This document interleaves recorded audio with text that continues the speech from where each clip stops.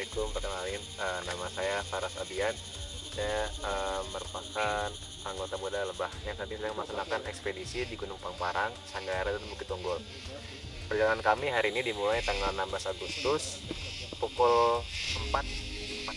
Kami sudah mobilisasi menuju di Seti Panjalu. Semua berjalan lancar sampai ketika angkot yang kami rental mencapai jalan yang rusak. Jadi semen aspal itu terdapat jarak antara semen aspal sehingga angkot tersebut tidak berani untuk melewati jalan rusak tersebut.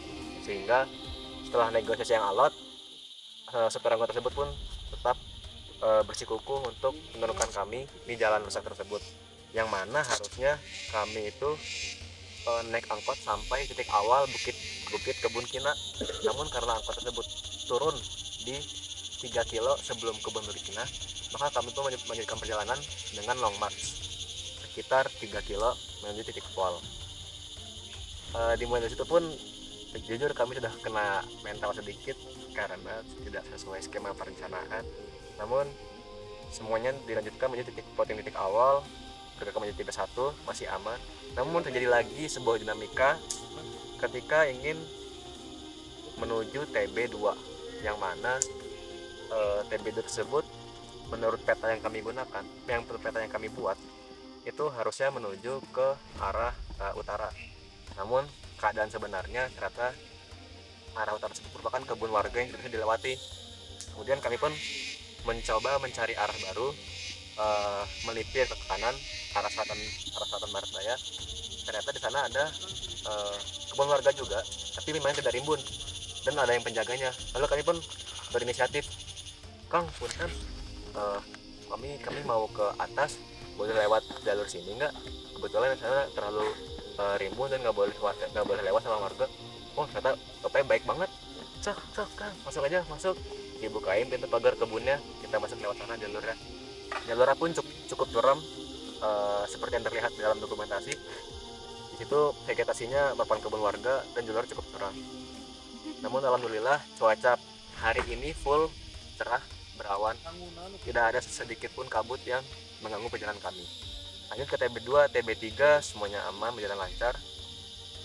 Nah, dikarenakan tadi angkot keluar dari skema perencanaan dan dilanjutkan dengan long march, maka perjalanan kami pun terdelay selama kurang lebih 2-3 jam.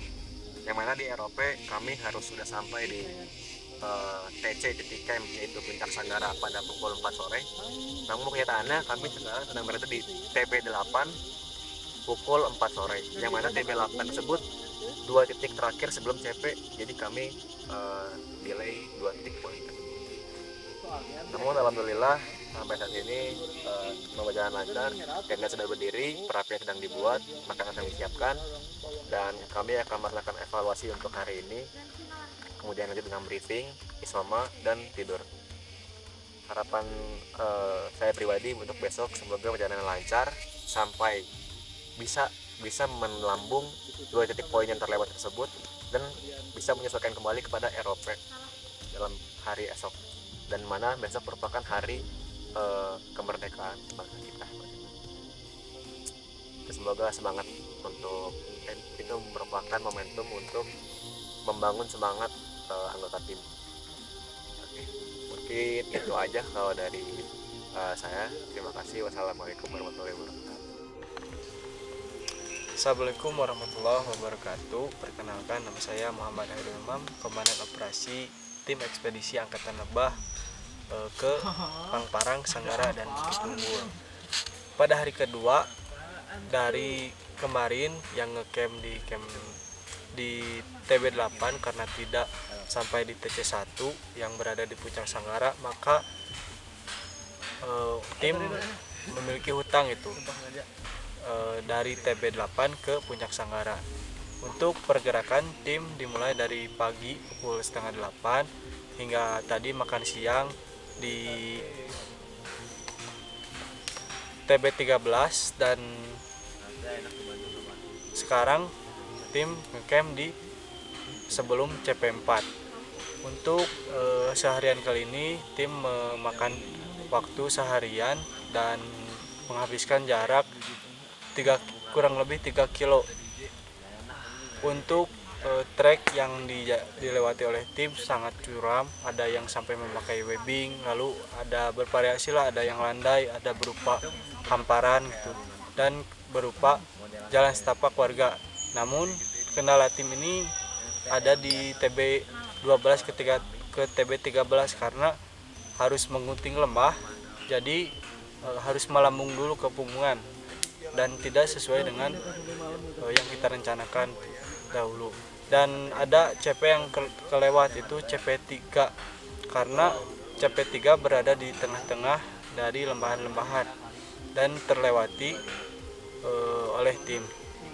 Untuk sekarang pukul 17.47 tim sedang melaksanakan aktivitas camp untuk mempersiapkan malam, makan malam dan istirahat pada malam hari ini. Sekian yang dapat saya sampaikan. Bismillah, Assalamualaikum warahmatullahi wabarakatuh. Perkenalkan, nama saya Alvito Krisna Balapradana. Di sini saya akan menjelaskan kronologi pada hari ketiga. Pada hari ketiga, tim melakukan pergerakan menuju puncak Bukit Unggul pada pukul 7.16. Di mana selama perjalanan menuju puncak Bukit Unggul ini memiliki kemiringan 30 hingga 45 derajat dan vegetasinya menunjukkan bahwasannya di sana ada jalur menuju puncak. Setelah sampai di puncak Bukit Unggul, tim melakukan dokumentasi dan istirahat. Setelah tim melakukan dokumentasi dan istirahat, lalu tim menuju TB27. Sebelum tim menuju TB27, tim melakukan plottingan, di mana tim tidak ingin mengambil Pumungan yang salah. Lalu setelah tim melakukan plottingan, tim menuju TB27. Selama perjalanan menuju TB27 ini, vegetasinya rapat dan jalannya terjal, di mana kami kesulitan untuk melintasi beberapa vegetasi yang rapat. Setelah menuju TB27, istirahat pada pukul 13. Setelah tim melakukan makan siang, lalu tim melanjutkan pergerakan menuju CP6. Setelah menuju CP6, vegetasi mulai berganti menuju perkebunan. Setelah menuju perkebunan, setelah menuju perkebunan kopi, kita menuju titik akhir. Ketika menuju titik akhir, waktu menunjukkan pukul 5, di mana tim harus lebih bergegas untuk menuju titik akhir. Setelah menuju titik akhir, di mana kami sampai di titik akhir itu pada pukul 17.50 sekitaran maghrib. Lalu tim langsung menuju ke titik awal, di mana kita diturunkan, di mana angkot menurunkan kita. Di mana long march ini menempuh sekitar 3 kiloan dan kira-kira sampai di sana sekitar 18.45.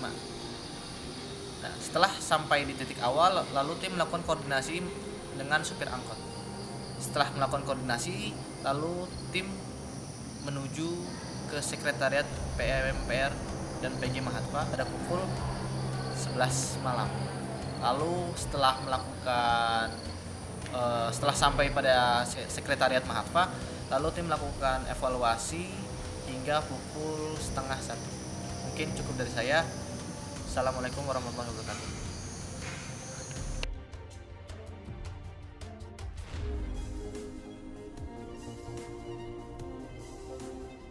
Selanjutnya, kajian dilaksanakan di Desa Sukasari dan terletak di Kecamatan Sukasari, Kabupaten Sumedang. Secara geografis, wilayah Desa Sukasari dikelilingi oleh wilayah-wilayah seperti Desa Genteng dan Desa Kadakajaya. Pada Desa Sukasari, terdapat sebuah kelompok tani yaitu Mekarwangi yang berkomoditas tembakau yang dimana dijadikan sebagai sumber dalam kajian ini. Jenis tembakau yang dibudidayakan adalah jenis tembakau molek. Tembakau molek sendiri ada yang berwarna merah, putih maupun hitam. Terdapat pula warna hijau yang biasanya digunakan untuk bahan baku rokok gayo. Tanaman tembakau akan dipanen sebanyak 2 kali dalam semusim, tergantung setiap pohonnya. Terdapat tembakau yang langsung dipanen habis jika kondisi daun yang sudah mulai berwarna hitam dan hanya menggunakan tangan kosong tanpa alat apapun ketika pemanenan. Penyortiran dan penggolongan. Penyortiran adalah proses sortasi yang bertujuan untuk memilih daun sesuai tingkat kemasakan sebelum dilakukan perajangan, sehingga diperoleh daun yang seragam tingkat kemasakannya. Sortasi awal dilakukan karena jika tidak dilakukan, tembakau rajangan yang diperoleh warnanya akan tidak seragam. Ada yang sudah matang, ada yang belum. Selanjutnya adalah proses perajangan. Pada beberapa daerah, proses perajangan sudah menggunakan mesin. Namun, hasil potongan tembakaunya akan bertekstur kasar dikarenakan tembakau molek harus memiliki tekstur halus. Penjemuran secara umum yaitu pengeringan yang bertujuan untuk menghentikan reaksi enzimatis dan membebaskan sebagian besar kandungan air sehingga tembakau dapat disimpan. Sebagian daerah menggunakan matahari sebagai sarana untuk mengeringkan tembakau. Tembakau dijemur dengan menggunakan alat yang terbuat dari bambu yang memiliki ventilasi yang biasanya disebut palupo. 15 kilo rata-rata tembakau molek putih membutuhkan waktu 1 bulan untuk matang, sedangkan molek merah hanya membutuhkan waktu 2 minggu untuk matang. Selama penjemuran, biasanya melakukan pembalikan 2 hingga 3 kali sehari agar pengeringan merata. Pembalikan dilakukan sesudah pukul 12 siang. Pengemasan. Pengemasan setelah proses penjemuran dibiarkan dan tidak dalam keadaan terlalu kering, kemudian ditarik masing-masing bagian ujungnya. Lalu dipukul terlebih dahulu agar tembakau kembali memanjang. Hal ini dilakukan karena sebelumnya di saat proses penjemuran, kadar air di dalam tembakau menguap dan membuat ukuran tembakau akan menyusut. Oleh karena itu, dilakukan pengumpulan agar ukurannya kembali memanjang kemudian digulung atau dilipat dengan hati-hati. Setelah itu, dikemas dalam plastik pengemasan yang baik. Plastik pengemasan yang baik begitu penting karena tembakau akan disimpan di tempat penyimpanan dahulu sebelum dijual kepada tengkolak. Pengemasannya menggunakan plastik yang tebal dan kedap udara agar tidak mudah berlubang, karena jika tidak kedap udara dan berlubang maka udara akan masuk dan mudah menyebabkan tembakau mudah membusuk.